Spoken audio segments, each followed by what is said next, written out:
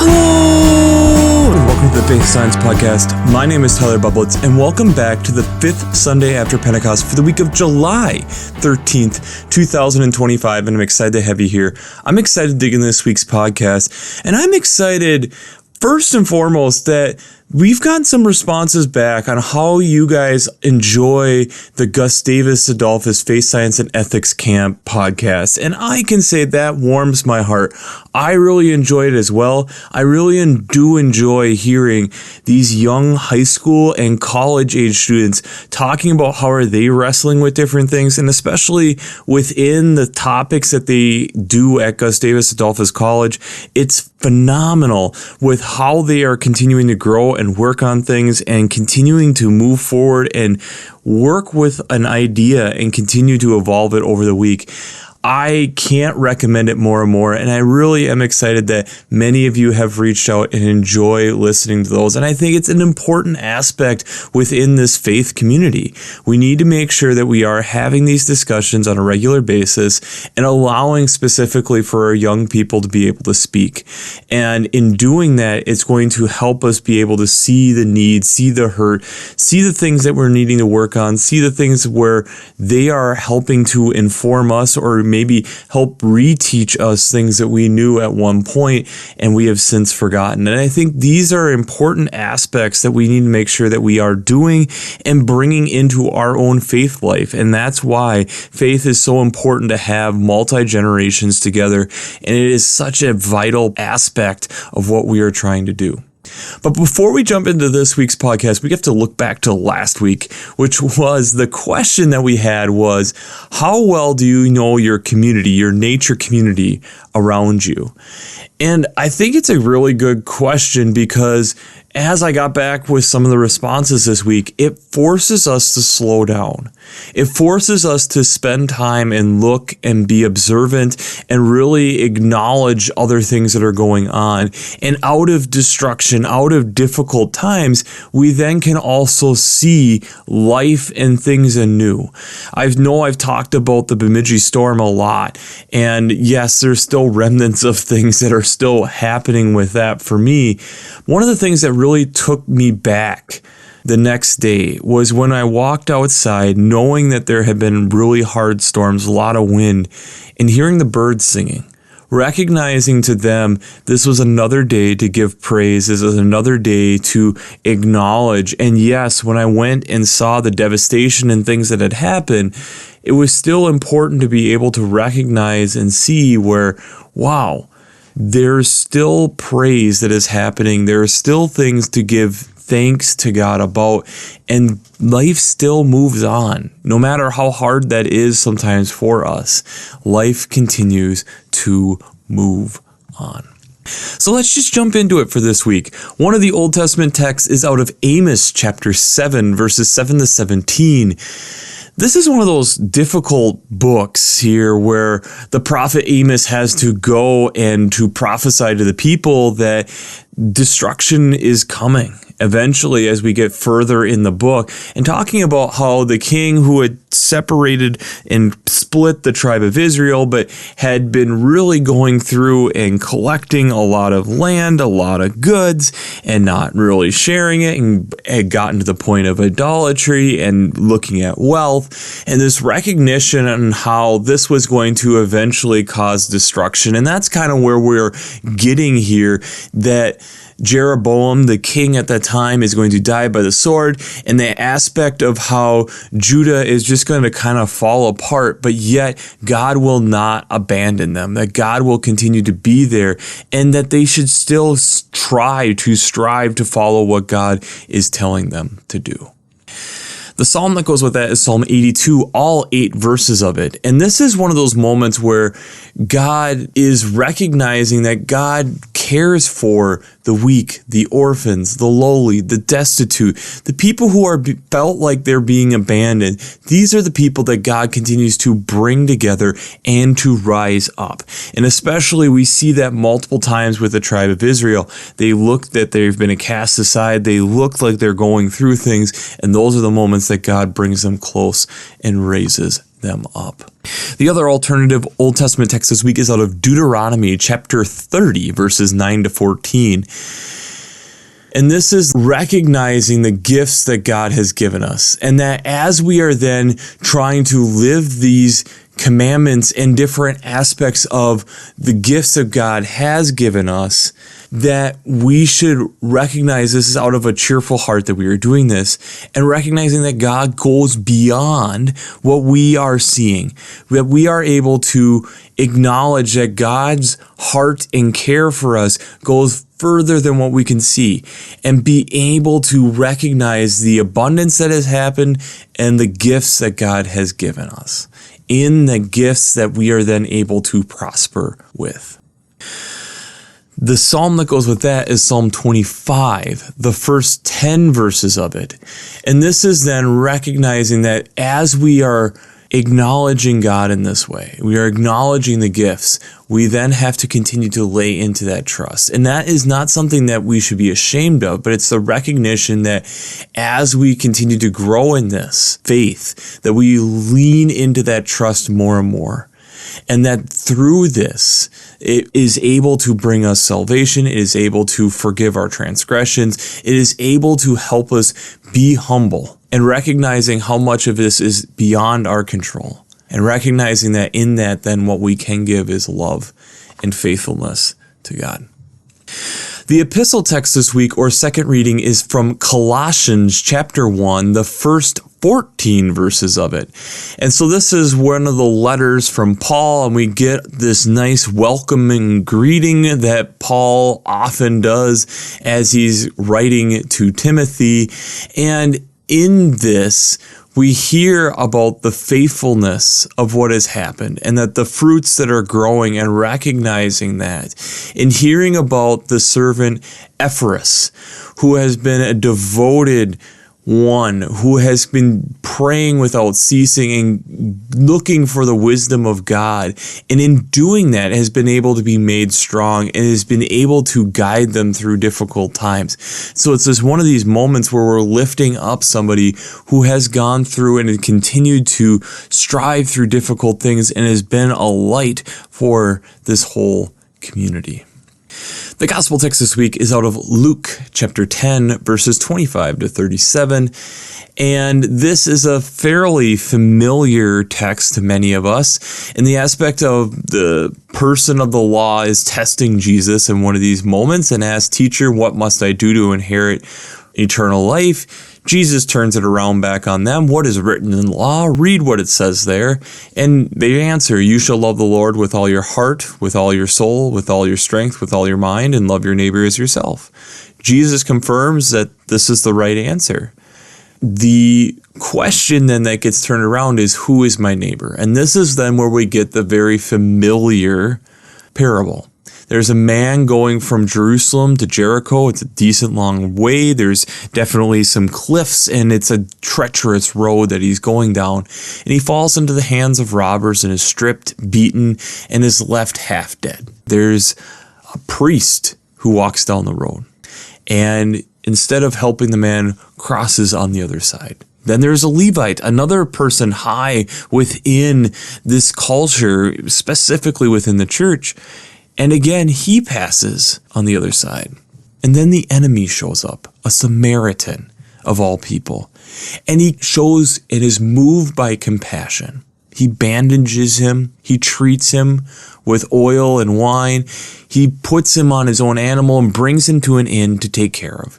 He then pays 2 denarii, paying the innkeeper, "Take care. When I come back, I will repay you whatever you spend." And so this aspect of how he's prepaying and saying, if there's any additional charges, let me know, I'll take care of them. And then Jesus asks, which of these three was the neighbor to the man who fell into the hands of robbers? He said, the one who showed him mercy. And Jesus responds with, go and do likewise. And that's not an easy thing that Jesus goes and tells us to do, is to make sure that we are going and showing mercy to people. Especially when I would argue a lot of our human nature at times is not that. It's much easier to be consumed with ourselves than necessarily worrying about others. But before we jump into how faith and science come together this week, we have to do a shameless plug for Working Preacher. If you haven't checked out Working Preacher, I'd highly recommend it. Between the Sermon Brainwaves podcast, the commentaries, the discussions. Since I'm the ordained minister, I use them on a weekly basis to help give me some ideas, direction, and just some great resources over there. So if you haven't checked out workingpreacher.org, I'd highly recommend it. But I also highly recommend checking out the revised Common Lectionary coming from Vanderbilt Divinity Library. I really enjoy how they lay out the text week to week. In fact, I'm looking at it right now. But I also really enjoy how they have the art, prayers, hymns, colors, and daily devotions. It's a fully packed resource that gives you so many different things to look into. The art is amazing to be able to look at a week-to-week basis. What has other people interpreted these texts artistically? Looking at hymn ideas, prayer ideas, daily devotions to get you prepared for worship. I know if you enjoy listening to this podcast, make sure you're at least checking out the Revised Common Lectionary coming from Vanderbilt Divinity Library. I think it's an amazing resource to make sure that you are checking out. Finally, I'd also highly recommend checking out the Green Blades Preaching Roundtable and the Green Blades Rising publication. This is either a weekly reflection or a monthly newsletter going through ecological echoes, implications, and urgencies that can be brought into your weekly preaching. This is an amazing resource. If you enjoy listening to this podcast for a half an hour each week, I know you're going to enjoy looking at and thinking about some of these different environmental issues and how you can potentially bring them into your preaching. So if you want to take a look into that, that'll be the first link down in the show notes for the Green Blades Preaching Roundtable and the Green Blades Rising publication. Go and do likewise. Go and show mercy. It's not an easy thing to be commissioned for us to do. But yet, I would argue there's something here that we can talk about. And when I looked into this, I was amazed. Because the two people who we can look at who tie into the story in modern context pretty well lived this mantra out perfectly. They didn't get caught up in the achievements of what they had done. Instead, they continued to move forward and work on other projects as a lot of scientists typically do. I think today we have to start with Karl Landsteiner. And it's probably a name you haven't heard of before. And yet he has the 1930 Nobel Prize for Medicine for his discovery on what he found. And in fact, you could argue he found this fairly early on in his career, and yet he then continued to go on and do other research and just didn't see this as the stopping point. And in fact, is even in the Polio Hall of Fame for recognizing and helping to look at the infectious part of isolating the polio virus. But that is not why we're talking about him today. We're talking about a discovery that he had in 1901. And in 1901, Landsteiner was able to figure out that there were different types of blood. Now, when you were in school, you were probably taught that there were 4 different types of blood: A, B, AB, and O. And then from that, there is another subset of whether you are positive or negative. So let's talk about what is this really that we're talking about here. We're talking about antigens. So it's on your red blood cells. It's essentially these markers. And what your body is doing is with these markers, and this is talking about the A, B, and O's, these antigens, it is looking at and trying to decode. And if something comes into the body that doesn't have the correct antigens, the body then sends the white blood cells to attack it. And so thus, it's not the right thing. It's not myself. I'm going to attack it because I'm going to assume it's something that is trying to hurt me. So in doing that, that is what those antigens are doing. And so typically, yes, there is either you have an A antigen, a B antigen, or you have A and B antigens, or you don't have any of those antigens. And that's one of the major parts of how we classify blood typically. And on top of that, then we will look at rhesus antigen. This is another antigen. And that's just either whether you have positive or negative. And again, it's just simple antigens on whether or not that is present within your body. So What that typically means in real life practice is that if you have AB blood, you are the universal recipient. You can take an A blood, you can take an B blood, you can take an O blood. Your body is going to say, awesome, I can work with that. If you are O blood, you are the universal donor. If you can only accept O blood, but everybody can accept your blood. And that's partially why it's so desired, especially within blood drives, to have that blood type. Then you have positive and negative. Positive can receive both positive blood and negative blood. Negatives typically just stay with negatives. So these different types of blood types gets us to this magical number of 8. And that gets us the idea that there then are 8 different blood types. Well, when you start looking into the International Society of Blood Transfusion, which we'll get there in a moment, they recognize that there are 48 different blood systems. In fact, I'll drop a story that it was recently discovered and confirmed that there is a new blood type that became the 48th, guana negative. And it's being seen that the way that this has happened is through a mutation within this person's blood. And it was discovered in a 68-year-old woman. It's exciting. We discovered something new.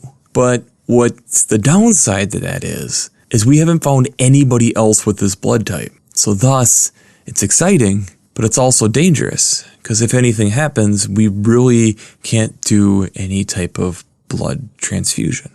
But that kind of leads us to the next phase of what we need to talk about a little bit is Richard Lewisson. Now, after Landstander had discovered blood types, the issue was with blood transfusions is you had to have people right there. There was no way of being able to actually store the blood. And that's where Lewisson came in. He was able to figure out that there were some certain things that they had kind of been experimenting with and kind of looking at. And he discovered that using sodium citrate in quantities that is no higher than 0.2% of the blood and not to exceed 5 grams within the blood would prevent the blood from actually clotting up, but while able to preserve it. And this was in 1914, 1915.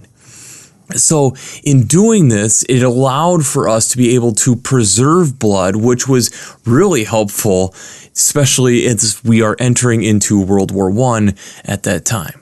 It's amazing to think about now as we are about over 100 years into the future of this and how we take this for granted, but yet this is an aspect that has saved thousands, millions, and if not a billion lives because of being able to preserve blood and being able to have that being able to be given to other people. Now, the cool thing with both of these men is that this wasn't like the high point of their career. And in fact, they just continued going on and doing things. Lewisson continued to look into cancer research for the rest of his life. Landstander, we talked about, had already done things with polio and then continued doing research into the end of his life. But yet, the ripple effect of what they had discovered and what they had done lasted a lifetime. As we stated, Landstander being able to get the Nobel Prize in 1930 for medicine based off of what he was doing, and then get a lot of these different awards, some posthumously, as he was able to discover these amazing things to be able to move us forward. These types of things make a huge difference in us being able to show care and compassion for other people. But yet, I would also argue at times it makes it feel like it's very distant, being that a lot of this discovery and a lot of this research was a century ago. But what if I told you there's another one that's currently going on that is also super, super exciting? There is a man named Tim Friedel. You've probably never heard of him, and maybe you've run across him on YouTube, and he really enjoys working with snakes. To the point where he has gotten bitten more than 200 times and has, in doing this and enjoying working with snakes, has injected his own blood with venom of these snakes over 700 times in microdoses, and I would not recommend doing this. And he has done this multiple times over multiple different species, including mambas, cobras, trypanes, and kites, some of the deadliest snakes on the planet. But yet, over this 18 years of him doing this, he has survived. Now, granted, there has been times where he did overdose himself and put himself into comas, but yet he has still survived. As this has come out, this has sparked the ear of Dr. Jacob Glanville, who is the chief executive of a biotech company called Centivax, and made the awkward call saying, I want to take a look at your blood.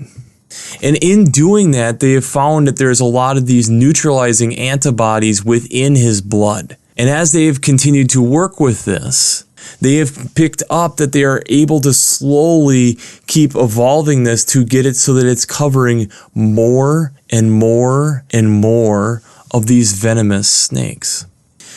Now, what's amazing about this is currently what we have as snake venom is very specific to the specific snakes that they were bitten with, which can be difficult because it's not like many people just necessarily know exactly what types of snakes there are. But yet with this blood, they are starting to find antivenoms, which then they're stating is being able to cover 13 of the 19 venomous species with partial protection against the remaining 6 as they are continuing to work with this as early animal studies are showing. This is incredible, and it allows for the potential over the next 10 to 15 years where we might truly have a universal antivenom that really makes a significant difference and again saving lives to thousands of people each and every year. Why do I bring this up with the Good Samaritan?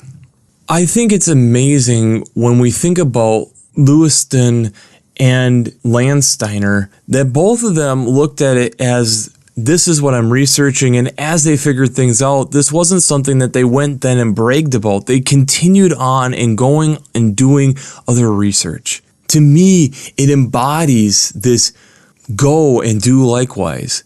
Of I went, I cared, and then as I have figured things out, I continued to pursue and make a difference out in my communities and the world in this case. We look at how Paul is pointing out that in doing this, it allows for people to be able to be a light for people to look and strive for God with.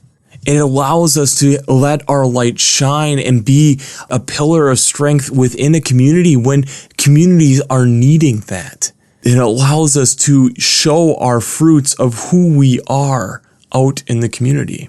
We see in the Amos text on how destructive it can be when we are purely consumed with ourselves. And in doing that, it allows us to be jaded, to not be able to see clearly the ways that we can care and show care to other people. But in doing what God has given us and being able to give those gifts, it allows us to lift our soul. It allows us to give thanks. It allows us to be able to better show and be the people of God that God has commissioned us to do. Like we talked about last week, where we were commissioned out to go and share that message, here yet again, we are being told to be observant and then making sure that we are caring for our neighbor, whether or not we think they are our neighbor. When Landstander was figuring out blood types, he wasn't categorizing people, he was looking at people as a whole. And when we look at the International Society for Blood Transfusions, because there are 48 different types of blood systems that they have identified, there is a whole community to try to help on figuring out for rare blood types, being able to send them the blood that they are needing from around the world. That we have gotten to the point where Lewiston was able to help with blood transfusions, that the people didn't have to physically be in the same place, that we were able to figure out how do we preserve this blood so that we can send it around the world to care for other people. These are ways in this context that we are able to be lights within our community and within the world through a simple thing of giving blood. But also the people putting in the time, the work, and the effort to show care, to be able to recognize this goes beyond me. Why are people dying initially before this with blood transfusions? Because there was a roll of the dice on whether or not they were going to get the right blood type.